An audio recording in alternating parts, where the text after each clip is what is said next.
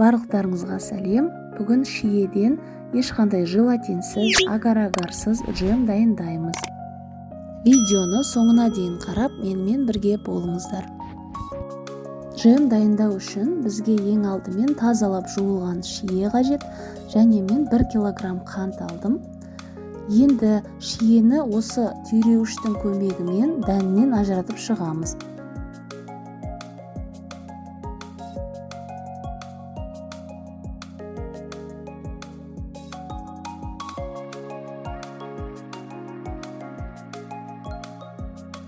Мен 1 литр банкіге шие дайындадым. Енді осыған 1 килограмм қант қосамыз. Бірақ қантты барлығын бірден қоспаймыз, 4-ке бөліп қосамыз. Енді қантымыздың 1 бөлігін қосып, осылай араластырып, оттың астын қосамыз.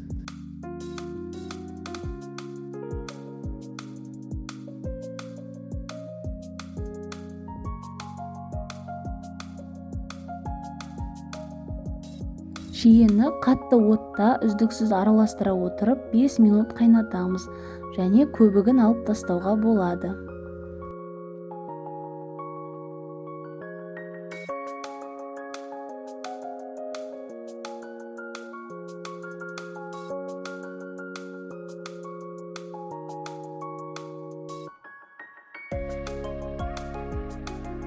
Бес минут өткеннен кейін қантымыздың екінші бөлігін қосып, тағы да 5 минут өте қатты отта қайнатамыз.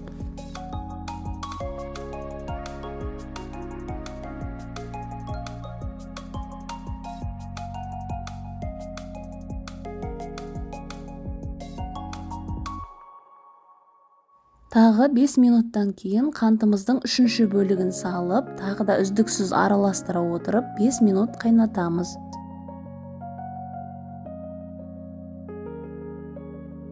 Тағы 5 минут өткеннен кейін қантымыздың соңғы бөлігін салып, тағы да 5 минут араластыра отырып, қатты отта қайнатамыз.